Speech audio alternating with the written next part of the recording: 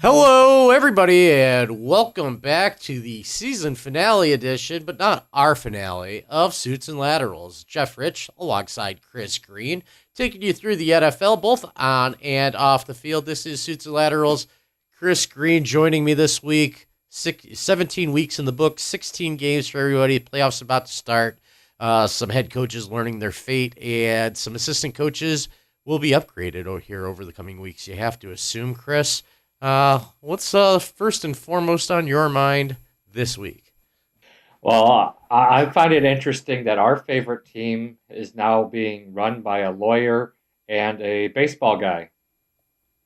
Yeah, well, you know what? Once you get into those executive positions, and we're talking about the Cleveland Browns, and we're talking about the lawyer, Sashi Brown, a little bit of experience in the NFL with the Cleveland Browns and the Jacksonville Jaguars before that. Jimmy Haslam obviously trusts this guy, the owner of the Browns, Sashi Brown, to make final decisions. This morning, today is Tuesday, January 5th, we learned that Paul DePodesta of Moneyball fame, though not cast in the movie as himself, will be leaving the New York Metropolitans of Major League Baseball and joining the Cleveland Football Browns. Interesting decision, kind of an executive position more than a boots on the ground position, to where the football baseball thing's really that big a deal. The more you hear about this DePodesta guy, the more brilliant you know that he is. The more that you feel that if anybody can make the transition from the diamond to the gridiron and even into Fortune 500 companies, this guy who was the basis of Jonah Hill's character in Moneyball seems to be the guy. Running a football organization's a whole different can of worms, though. So let's see. Let's wait and see to pass judgment, right, Chris? Yeah, I mean, at the end of the day, if he gets the results, then that's all we care about. I mean, nobody else has gotten the results, so why not go outside the box for once? It's just it's questionable and it's risky, but if it pays out, they're going to look like a genius. You know, the low hanging fruit, the lazy thing to say about all of this is a Cleveland Browns type of move. That's what we heard around the trade deadline when they didn't want to, or they may have wanted to move Joe Thomas. And it's kind of interesting now because we don't know if Joe Thomas is going to play for the Browns again. But, the lazy thing to do is to say same old Browns, same old incompetence, same old weird approach to the game. But everything that they've done conventionally hasn't worked.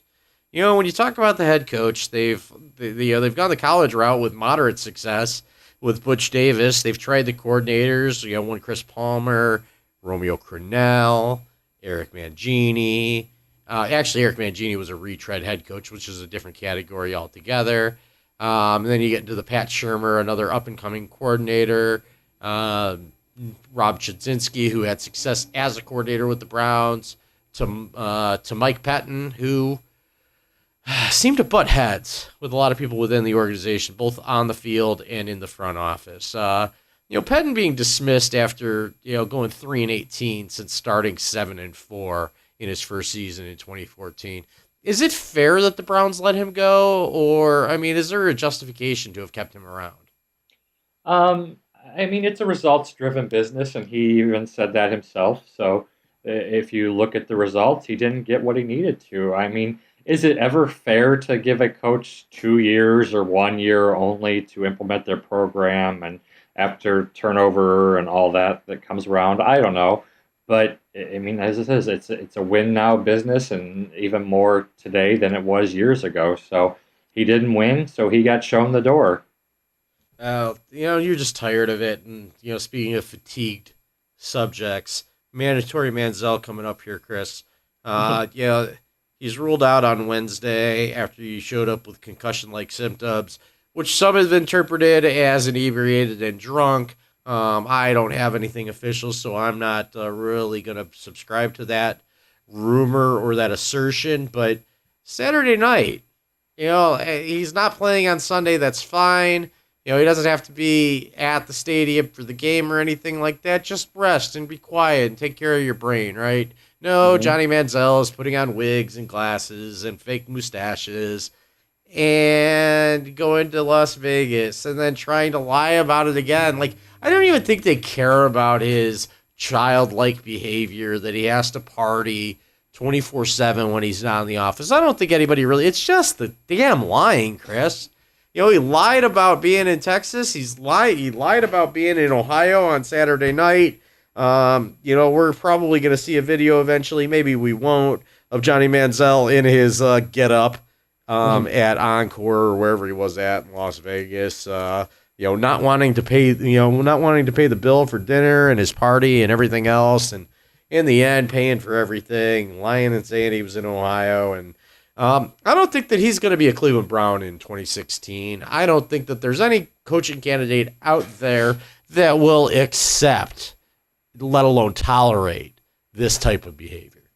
Well, I mean, I think there's two things to look at here. Number one, if he did enough on the field to justify keeping him, he'd still be here. He hasn't done enough at this point to justify it with all the sideshow distractions that he brings along with him, whether it's lying to the organization or the constant photos of him on Instagram. I mean, yes, he's 22, 23, whatever he is, but if you want to be the quarterback of an NFL team and lead your team and have the respect of your teammates, as well as the millions of dollars in investments that your team is putting into you, you have to be accountable for your actions, and you have to take responsibility and actually be with the team and do the things you're supposed to, as opposed to doing whatever the hell you want to do. And he just doesn't seem to get that fact. So, yes, I do not expect to see him with the Browns after this. I don't know if they're going to get anything for him at this point, but if they're smart, they'll just get rid of him as soon as they can. All right. There's probably teams of, fans of 31 teams out there that really don't care to hear another word about the Cleveland Browns. So let's not spend any more time on this. Let's talk about the playoffs. Pittsburgh in with the win, and the Jets lost at Buffalo. Not sure how much you had your eye on that New York-Buffalo game, but Rex Ryan making sure that the Jets, once again, do not reach the playoffs, doing it from a different sideline this time around. Well, yeah, I mean, this game meant something to Rex, obviously, because of his history with the Jets the past, I don't know, I was there 5 years, I believe. He had this game marked on his calendar all year, and just the fact that he can go in there and knock them out of the playoffs made it even that much more special for him. I mean, we talked about Buffalo a lot this year. Both of us expected Buffalo to have a much better season than they did, and they were one of the biggest disappointments in the NFL, I would say. But we talked about the Jets a lot too, and the Jets were one of the surprises for us. And going in, they controlled their own destiny going into this week. And it's like for 3 quarters, they had the game right there. And then in the fourth quarter, Ryan Fitzpatrick seemed to forget that he was playing like an elite level quarterback and started playing like Ryan Fitzpatrick and threw 3 interceptions, and that was the ball game.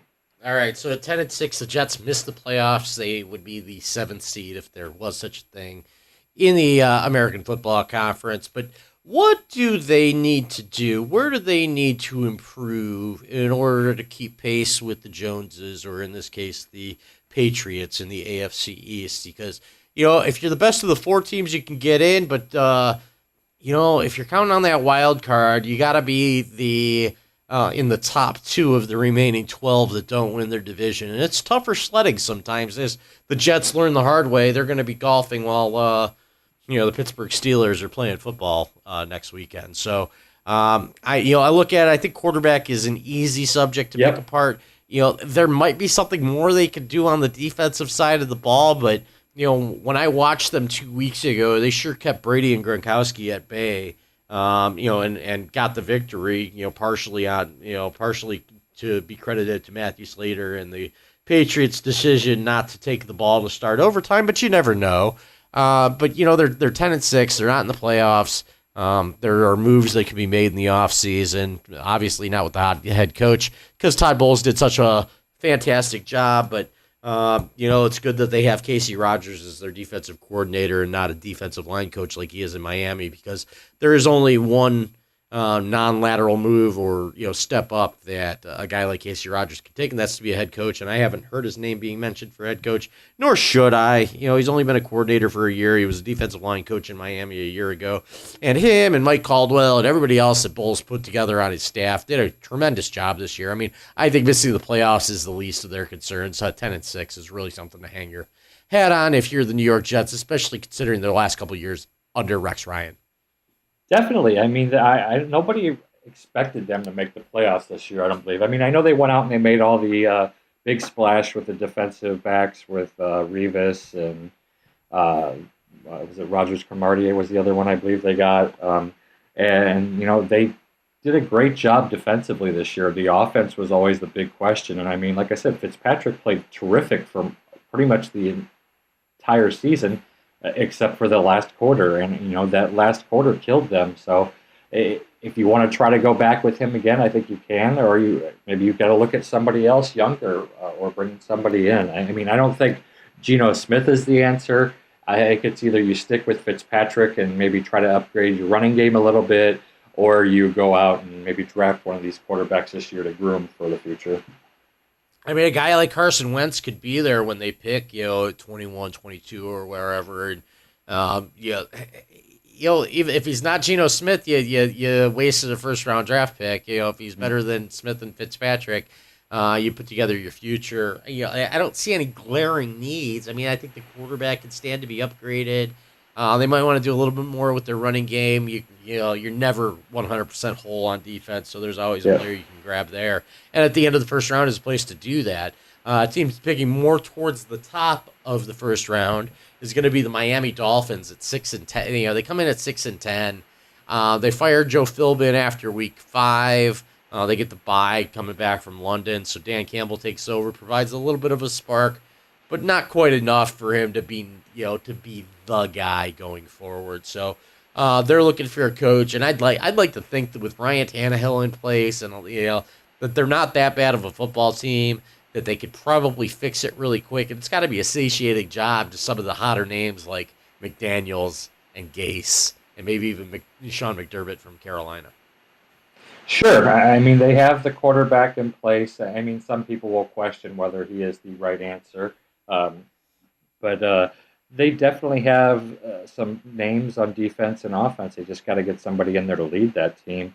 And I mean, whether it's Sean Payton, if he ends up out of New Orleans, I don't think he'll end up there. But or as you mentioned, Gase or McDaniel could be a couple of the options as well. So they definitely have nowhere to go but up, I think. What do they? Do they need an offensive mind, a defensive mind, or do they just need a football coach? You know what they need? They need somebody who can control Ndamukong Suh. That's what they need. It could be interesting. I don't think that anybody's done it successfully. I mean, hey, Jim Schwartz. Jim Schwartz knows him, right? Mm-hmm. Yeah. Would you say that Schwartz has been able to control him, or no? Absolutely not. I think Schwartz's teams in Detroit were some of the most undisciplined in the league, so I definitely would not bring him down there as an option. Hugh Jackson may be a good fit for them. Yeah, Hugh Jackson seems like he'd be a good fit anywhere. If you could take that garbage disposal of a football organization with with a subpar redheaded quarterback and really dominate one of the traditionally tougher divisions in the entire National Football League, there's something to be said for the Bengals going 12-4. I do think that they'll be one and done. They run into Pittsburgh on Saturday night, and here you have the Pittsburgh Steelers once left for dead. They backed in the playoffs in some ways. It would have been a little more convincing had they not lost to the Baltimore Ravens in Week 16, but they took care of business against the Browns. Look up at the scoreboard. The Bills took care of business against the Jets, so they get to play more football. Between Pittsburgh and Cincinnati, I mean, that's a game that's coming up this weekend, but not just head-to-head, but for the future. I don't think that either one of these teams is going to win the Super Bowl, though you never know with Pittsburgh. Going forward, which organization is in better shape between the Bengals and the Steelers right now, in your opinion, Chris? Talent-wise, I would say the Bengals are. Leadership-wise, I would say the Steelers are.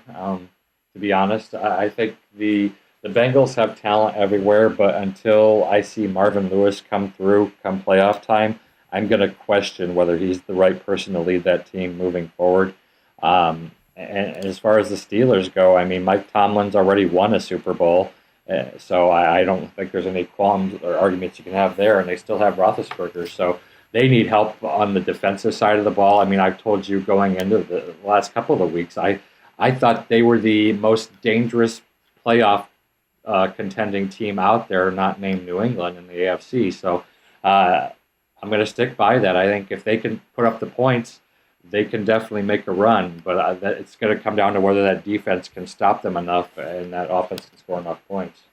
How far is the climb out of the 5-11 dregs for John Harbaugh and the Baltimore Ravens? Is this just a matter of getting Joe Flacco back, picking near the top of every round, and kind of just supplementing the places that you maybe have neglected over the last couple of years since you won the Super Bowl?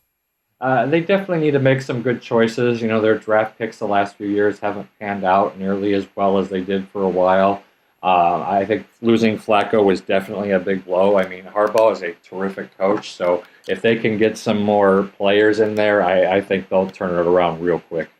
All right, Houston at 9-7 takes the AFC South. The Colts just had a nightmare of a season. They're going to give it a go for 4 more years with Chuck Pagano. Kind of strange considering this was a guy that we were wondering if he was even going to have a job. His contract had expired. Rumors were Irsay was kind of talking to Sean Payton and seeing what he could work out there. But at the end of the day, they're going to stay the course with Chuck Pagano. He hasn't really proven a lot. He had the playoff win a year ago. A couple years ago, Bruce Arians took over his team and they did really well. I think Pagano, other than not being as good a coach as Bruce Arians has very little to prove, and he's got Andrew Luck going forward. I think the Colts are in pretty good shape. Yeah, I think the Colts will be okay. It's still going to come down to their defense. I mean, they had a lot of injuries that they went through this year, and losing Andrew Luck for most of the season. And I mean, even when he played, it just seemed like there was something wrong with him because he did not look like the same player.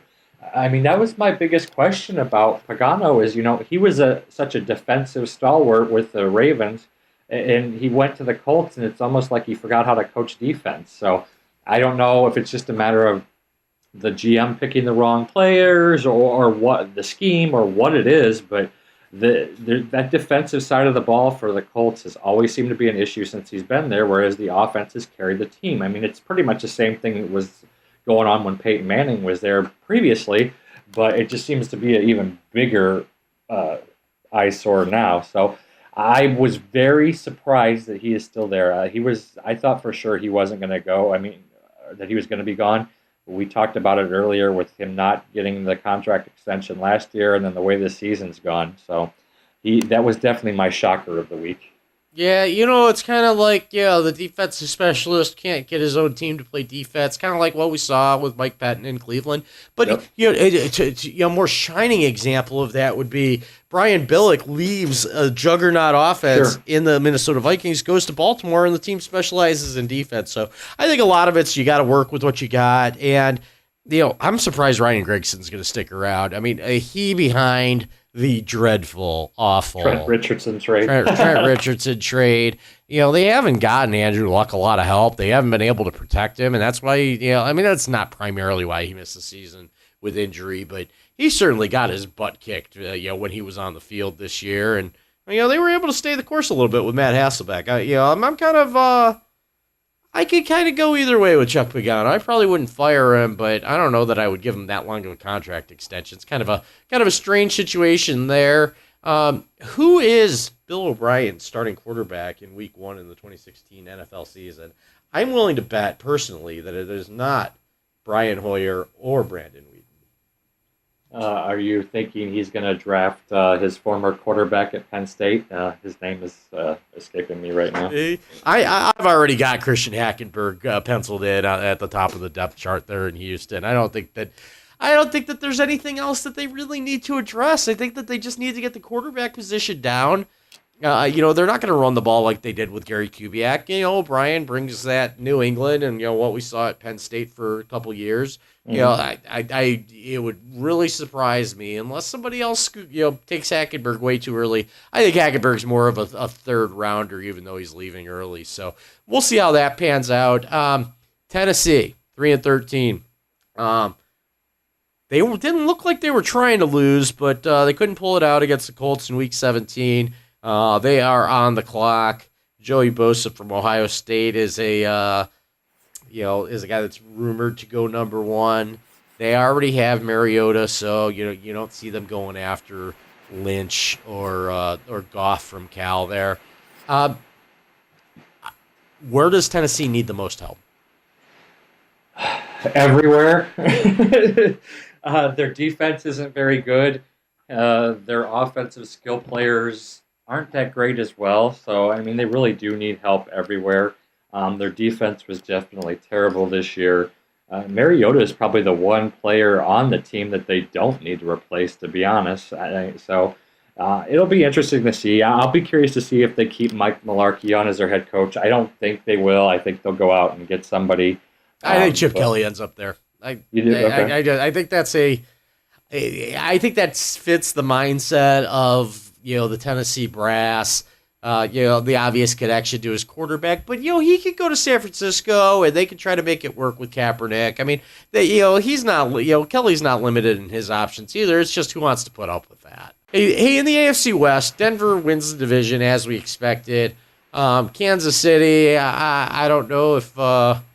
I don't know if this team is ever going to lose again, except they're going to be playing playoff caliber competition.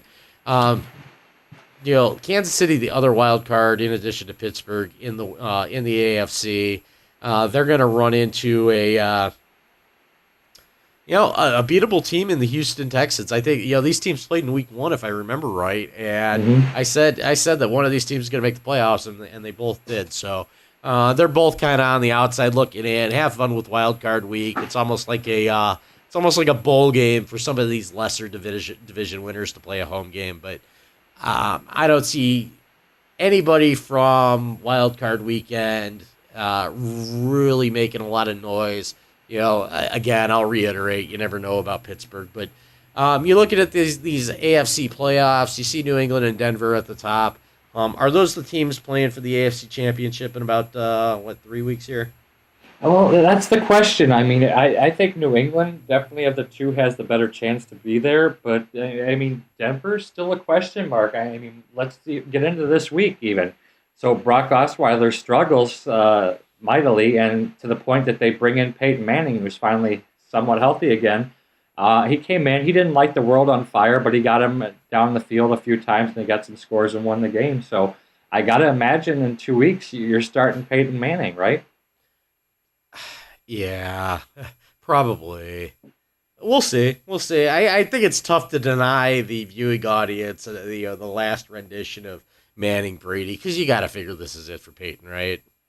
Well, I don't know. It doesn't sound like it's it to him. I mean, I think he's expected to play another year, but we'll see what happens. Obviously, what could happen in the playoffs that could make a big difference. I mean, let's say Denver does go all the way and wins the Super Bowl. Is there any other better time to walk out at that point for him?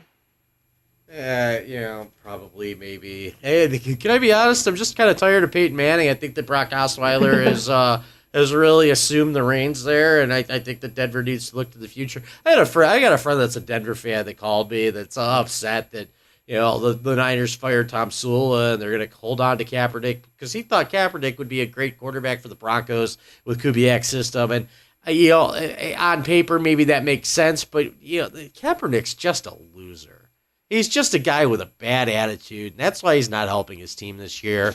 And and you need a leader on the field when you're going through the turmoil that you've gone through with everybody retiring. The leadership's got to come from the locker room, not from the coaching staff or the front office. And Kaepernick just did very poorly in a year that he could have really taken over as the leader of that team, especially with Willis retiring.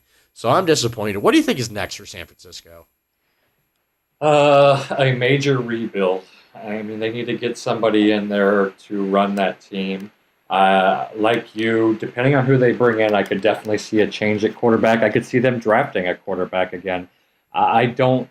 I mean, with Tom Sula out, I think it's 50-50 on whether Kaepernick's back, I guess, at this point is what I'm saying. But I think he'll probably be gone. But it depends who they bring in. If they were to bring in Chip Kelly, he may want Kaepernick there to run his system. But if Sean Payton comes in there, he may say, let's get a new quarterback altogether. What's next for Detroit? Are they going to stay the course, or are they going to make changes there? I mean, obviously they made some midseason changes. You assume that Caldwell would be out at the end of the year. No news is good news if you're the Caldwell family, I would think at this point, right? Well, from what I've heard, the players are behind him fully. So I mean, they really turned it around in the second half. It's just going to depend on who they bring in to run the team on the front office side. So if that person comes in and doesn't want to work with Jim Caldwell, then he's probably not going to be there. And if he's okay with it, then he'll still be there. So I think that's the number one question is whether he's going to stay or go. How far did they start 0-6 or 0-7? What was how did that go? I believe it was 0-6. So I know they finished 6 7-1. Okay, and they would have been 8-0 because the one loss was the Hail Mary play. So Jim Caldwell makes the playoffs in his first season. He goes 7-9 after a dreadful start in his second year. There's no way that they should be. I know that they're going through organizational changes, but Caldwell should be safe. In the NFC East, Chip Kelly gets fired. Tom Coughlin kind of walks away. Jason Garrett's still going to have a job, and Jay Gruden kind of sort of knows what looks like he knows what he's doing there with the Redskins and Kirk Cousins. What's next for the Giants? Is it Bill Cowher, or are they going to go in a direction that doesn't feed the rumor mill? Be surprised about Bill Cowher just because he's been out for so long. I mean, you never say never, but I think it's an attractive job. I mean, they've got a good ownership group there. They have a quarterback. I mean, Eli Manning is still a pretty good quarterback. They've definitely got some weapons on offense. The defensive ball needs to be addressed. So, I mean, maybe this is one of those situations where they promote from within, whether it's Spagnuolo or somebody else. All right, and the Eagles, what do you do with that situation there? That situation screams of a rebuild because it sounds like Kelly torched that organization this year. So I don't know what they're going to do, but I think there's some major changes that are going to take place. All right, who do you like in the NFC playoffs? Seattle and Arizona. They've seen each other a couple times this year. Seattle got the better of them in Week 17. Cardinals didn't really have much to play for. Cardinals a 2 seed, Seattle's 6 seed, and if you're doing the math right, that means that they would not meet again until the NFC Championship, which is great. Carolina at 15-1 should get a little bit of respect as a favorite.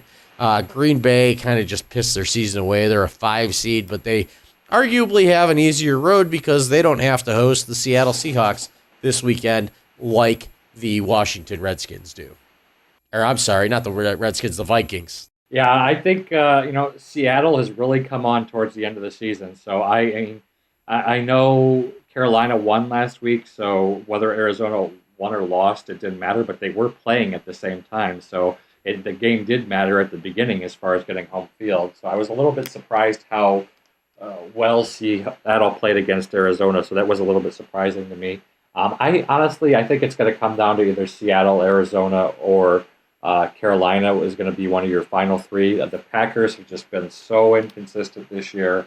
I think they may sneak past the Redskins, but I don't see them going beyond that. And I really don't see the Vikings moving past the Seahawks.